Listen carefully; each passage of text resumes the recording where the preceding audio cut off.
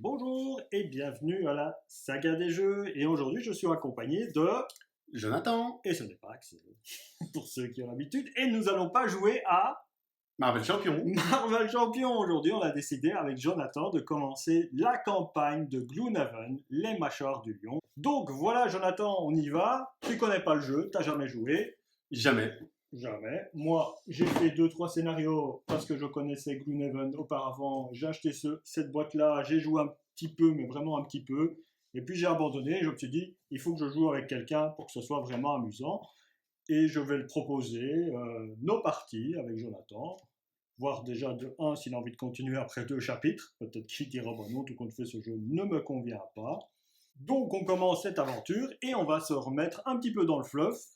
Et ça, on va lire un petit peu de histoire pour que Jonathan connaisse un petit peu la narration. Je t'en prie, Jonathan, on doit donc prendre le livre. C'est un livre, on y va. Il est bon de revenir au lion assoupi. Après une quinzaine de jours à remonter et descendre la rivière calme et à suivre une piste qui menait nulle part pour retrouver un forgeron disparu, vous pouvez presque sentir la chaleur du foyer de l'auberge alors que vous apercevez les murs de Havre Nuit. Vous êtes presque chez vous. Pour être honnête, il n'y a pas que le forgeron. Un nombre alarmant de personnes ont disparu dans le quartier, les plus pauvres de la ville. Mais en général, c'est sans conséquence. Juste une pauvre âme de plus, oubliée ici à la lisière de la civilisation. La femme du forgeron, Sandy, a pour autant réussi à rassembler de l'or pour vous engager, pour retrouver son mari. Mais vous ne savez pas d'où venait l'argent, mais peu importe.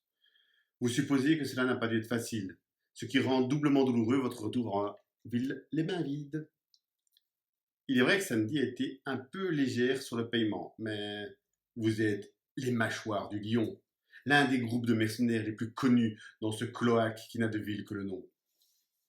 Ça ne peut sûrement pas faire de mal de donner la charité de temps en temps.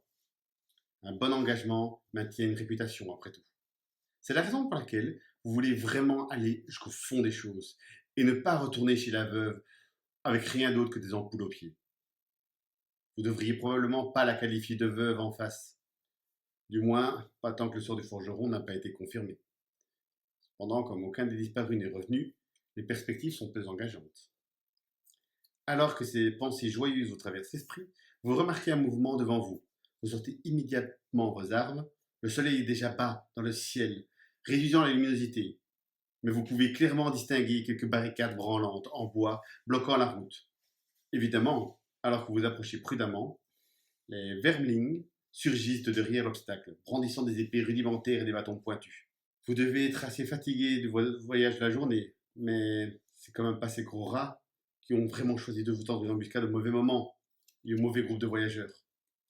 Après tout, vous êtes les mâchoires du lion et Oui. vous êtes toujours prêts à montrer que vous n'allez pas par quatre chemins quand on ose vous menacer.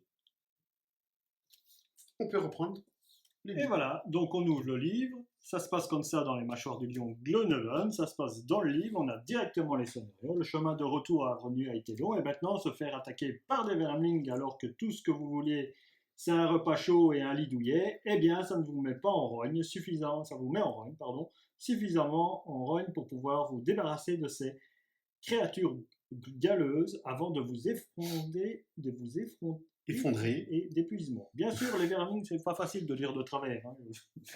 À l'envers, c'est pas mieux, mais de travers. Bien sûr, les vermines ont d'autres projets. Ils baragouinent à propos de votre or et de votre carcasse de méchantes bestioles. Vraiment, mieux vaut ignorer leurs divagations et en finir rapidement. Règle spéciale, assurez-vous que la main de départ de chaque aventurier est constituée de 6 cartes, ou soit de carte A.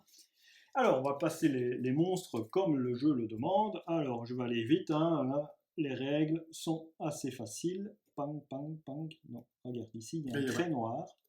C'est le premier trait qui correspond pour 2 joueurs. Tu vois, après, c'est 3 joueurs, 4 joueurs. Je t'explique. Oui, et ici, donc, il n'y a pas, puisque nous sommes 2. Et ici, il n'y a pas non plus, puisque nous sommes 2. Tu verrais qu'après, ici, si nous sommes mis 3, on aurait placé 2 vermlings en plus. Et il y aurait eu peut-être un élite en plus et un élite en plus. Non, ça c'est à 4. Ah oui, à 4. C'est à 4, il y aurait des élites en plus. Nous, on se place sur les endroits où on dirait une porte qui s'ouvre avec une flèche. On prend nos personnages. A-t-on présenté nos personnages? On n'a pas présenté notre Non, personnage. voilà. Moi, je suis un garde rouge qui s'appelle Tech Luster. Voilà, c'est un nom qu'on a trouvé en faisant un random de noms. Voilà. Et toi, tu es Je suis un artificier quadrille du nom de Skullbomber. Skullbomber. Ça, c'est pas mal, je trouve. Voilà. Donc, je dis trop souvent, voilà. Donc on place nos personnages. Je t'en prie. Tu es là en retrait. Après moi, ou tu veux aller par là pour aller tout de suite frapper? Je ne sais pas. Je pense que tu encaisses plus mieux que moi déjà, donc moi je suis plus à lâcher mes bombes de loin. T'es sûr? Oui. Ok. En plus, je risque juste de te prendre sur le chemin. Alors, on y va. On fait la sélection des cartes. C'est le premier scénario. Donc, les Verlings ont toujours une initiative de 50. 50. Tout le temps. Au premier scénario. Ça va. Ça va? Donc, on y va. On joue. On choisit nos premières cartes. Et on ne se dit pas, hein, on est peut-être en coopératif, mais on est des mercenaires, tu vois. On est copains, mais pas trop, hein. Pousse-toi que je m'y mette. Voilà. Parce que l'or, c'est important, hein. Moi, je teste. Comme je ne sais pas où je vais, donc si je meurs après 4 coups. Ok, tu as choisi ton initiative. On la relève. Donc, dans l'ordre de route, on sélectionne ces cartes. On établit l'ordre d'initiative. Moi, c'est 38. 88. 88. Donc, c'est d'abord moi qui vais jouer. Le Oui. garde rouge. Et Le pillard. C'est tellement bien classé. Et l'artificier, c'était déjà mis. Ok. Donc, moi, je choisis mes premières actions. On va le mettre comme ça. Ma première action que je vais choisir, c'est un déplacement de 2. 1, 2, ici. Et derrière, je vais faire une attaque de 3 avec une portée de 2. 1, 2. Mon attaque, et on doit rajouter un petit modificateur d'attaque. On ne doit pas mélanger nos modificateurs? Oui, on peut mélanger. Enfin, moi, comme j'ai regardé toutes mes cartes. Voilà, on les modifie. Le petit Verling ici va être représenté par sa carte. Il a 5 points de vie, 1 de déplacement, 2 d'attaque, puisqu'on est de niveau 1 et on prend cette partie de la carte. Par contre, l'élite qui se trouve un peu plus loin, lui, il a 10 points de vie, toujours un déplacement et 2 d'attaque. Et alors, les points de vie vont être représentés par des petits dégâts que j'ai comme ça, et on va les placer sur les numéros de la feuille. Par exemple, tu vois qu'ils ont des numéros, oui. Tu vois 1, 2, 3, 4. Voilà, 1, 2, 3, 4, et on mettra les numéros qui sont là-dessus. Donc j'ai dit que j'attaquais de 3, avec une modification de plus 1, je fais 4 dégâts. Waouh! Oui, ça c'est bon ça. Il n'est pas mort, donc je lui fais 3 dégâts, et un petit dégât. Ok, donc ça, je le laisse sur le côté, je ne le remettrai dans mon deck. Mes cartes sont placées, ça va dans la défausse. C'est au tour du pillard Vermling, c'est au tour des pillards Vermling. Dans l'ordre d'initiative, ils ont 50. D'abord, c'est les élites qui se déplacent, donc l'élite se déplace. Hein. Il choisit son focus, ça va être sûrement moi, donc le chemin le plus court pour venir vers moi, parce que je suis le plus près, ici c'est assez simple. Et puis après, dans l'ordre, on fait le déplacement des non-élites, en suivant le numéro. Donc le 1, bah, il a envie de me frapper, donc il vient ici. Le 2, voilà. Le 3 va là. Et le 4, spécialement d'autre choix. Voilà, il n'a pas d'autre choix. Hein, il se déplace de 1. Voilà, donc lui va m'attaquer et il m'attaque donc de 2 plus un modificateur 0. Donc je perds 2 points de vie. Je suis à 8. Voilà. Et c'est à toi de jouer maintenant. J'ai une petite question. Oui, vas-y. Il me dit ici de détruire un obstacle. Là, tu as un obstacle. Ok, donc lui, ce n'est pas un obstacle. Non, les ennemis ne sont pas des obstacles. Sur un malentendu. Et donc, c'est un déplacement et détruire un obstacle ou c'est. Oui. Bah, de toute façon, c'est à portée de 3. Ou ça va, là, je suis. T'es déjà à portée de 2. Donc. Caché par le petit Vermling, là, avec mon bouclier et ma faucille. Je vais donc utiliser la grosse Bertha en attaque. C'est une portée de 2, donc je peux mettre 2 cibles, sauf que là, il n'y en a qu'une à portée de main. Voilà. Donc, c'est une attaque de 2, plus modificateur, Plus ton modificateur. moins 1. Donc 1. Donc il est mort. Bah, ça tombe bien. Bon. Et Donc, puis, je vais faire mon déplacement de 2, oui. avec le dessous de la carte. Et juste pour le fun, je peux détruire un obstacle à portée de 2, donc je détruis l'obstacle qui est à côté de moi.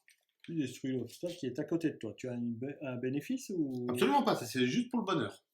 juste le bonheur de le détruire? C'est ça. Et tu gagnes pas de points d'expérience ni rien, mais on en gagne Tout pas. cassé, tout cassé. Voilà. Ok, ben on recommence. Hein. On recommence le tour. On rechoisit maintenant parmi les cartes qu'on a. Ok. Allez. Donc on révèle. Phase, on révèle. Moi je joue à 41. Moi, 19. Donc c'est toi qui joues en premier. Tu joues en premier, puis c'est moi, et puis c'est les Vermling. Vas-y. Alors, je vais d'abord commencer par un déplacement de 4. Ok. Et ensuite, une attaque de 3, plus modificateur. 3 plus 1, 4. 4. 4 pour l'élite. L'élite numéro 2. 4 pour l'élite. C'est ça, hein? Oui. Elle porte le numéro 2. Hein. 4 pour l'élite. Ouais. Donc, déplacement de 4. 1, 2, 3, 4. Deux adversaires adjacents subissent 2 dégâts. Voilà. Subissent 2 dégâts, mais il n'y a pas de modificateur, je crois. T'as pas de modificateur? Parce que moi, j'en ai un. Attends. C'est le précisément dans la case bleue. Aucune carte modificateur d'attaque n'est piochée pour ces dégâts. Ah, ok. Parce que moi, j'ai aussi une carte où les deux sont touchés. Mais... Donc je fais 2 dégâts. Donc il est à 5. 6. Oui, il est à 6, pardon, parce que tu avais fait 4. Il est à 6. C'est au tour des pillards Vermling. Donc lui, il va se déplacer de 1. Lui, il va se déplacer de 1. Lui, ben, il est au corps à corps, donc il va faire son attaque. Qui va-t-il attaquer en premier? Celui qui va faire le plus de dégâts? Je pense que c'est le plus logique, hein. On va faire un focus comme ça. Hein. Donc il t'attaque, lui, de 2, plus 1, il t'attaque de 3. Donc je perds 3 points de vie. C'est ça, tu tombes à 5. Dernier, avec nos dernières cartes. Voilà, c'est facile. Toi, c'est choisi aussi. Oui. Donc moi, c'est 14. Moi, c'est 20. Je joue en premier. Je vais faire une attaque de 3 avec confusion. Un adversaire adjacent subit 3 dégâts, plus modificateur, et gagne des avantages pour toutes ses attaques jusqu'à la fin de son prochain round. Donc 3 plus x 2, 6, paf, je le tue. Boum! Bam! Au revoir. En voilà un de moins.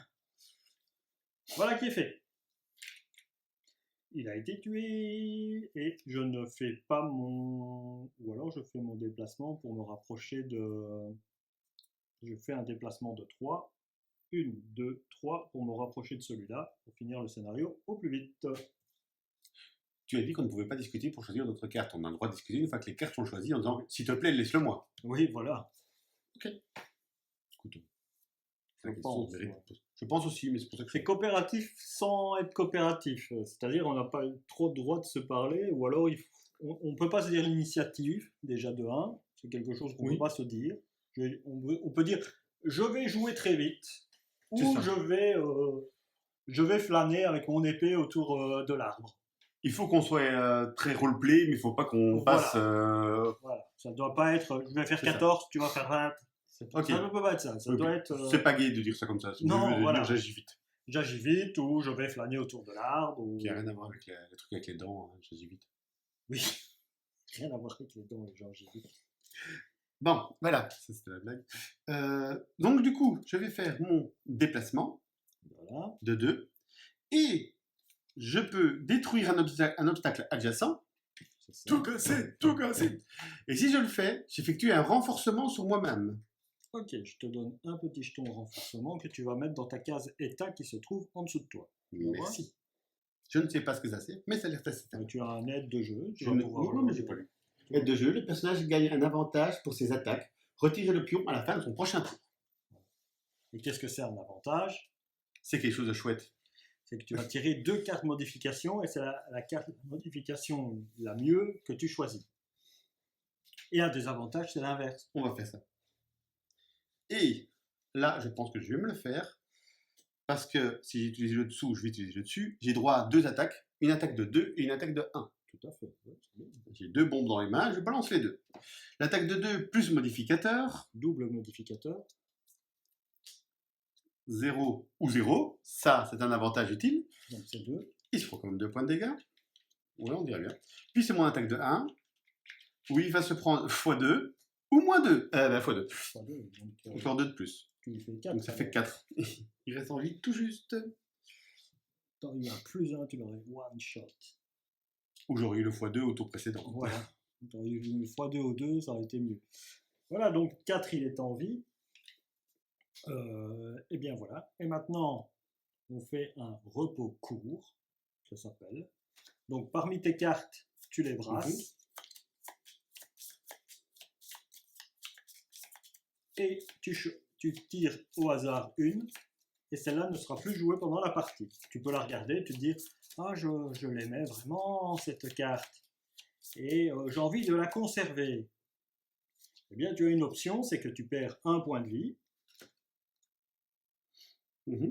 Et à ce moment-là, tu tires au hasard une autre carte parmi ceux que tu as brassés, mais là, tu n'as plus le moyen de dire truc. Donc ici, c'est le début de partie, perdu, c'est perdu. Ouais, moi, j'ai perdu une attaque, voilà, de toute façon, j'ai une carte d'attaque. J'ai perdu ma grosse Bertha. Et on reprend le processus, donc on choisit 2 cartes. Et je perds mon renforcement, du coup. Oui, tu perds ton renforcement, le round est fini, ça y est, tu n'es plus aussi fort que ça. Est-ce que lui ne devait pas m'attaquer aussi? Je ne sais plus. On n'a pas fait. On n'a pas fait les pillards vermling. On n'a pas fait les pillards vermling. On n'a pas fait les pillards vermling. Bon, bah, tant pis. On va les faire. Heureusement que tu es là pour le rappeler, parce que on sait bien que je suis assez distrait sur certaines choses des fois. J'étais tellement pressé de m'expliquer le brassage. Voilà. Ça, lui, il t'attaque, et il t'attaque donc de 2, moins 1 de 1. Ouf. Un point de vie. Voilà. Et on revient donc à la phase sélection des cartes. Et moi, j'avais choisi ma carte déjà. J'ai déjà choisi ma carte.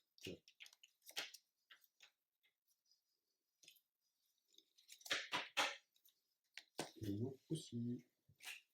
Tu sais? Oui. Ah bien, on y va. Moi, je joue avec 41. 19. Donc, c'est toi qui joues en premier. Vas-y. Alors, je vais commencer par une attaque de 3 sur le petit goblin qui est à côté de moi. Si là, j'arrive pas à le tuer. Plus 0. Il est mort. C'était mon meilleur coup. Voilà. C'est verming. Après. Et après, j'ai un déplacement de 4. J'ai pas envie d'être trop au contact en fait. Ça recule alors. Tu vas pas le voir. Non, mais là, c'est bien. Là, c'est bien. Attends, j'étais là.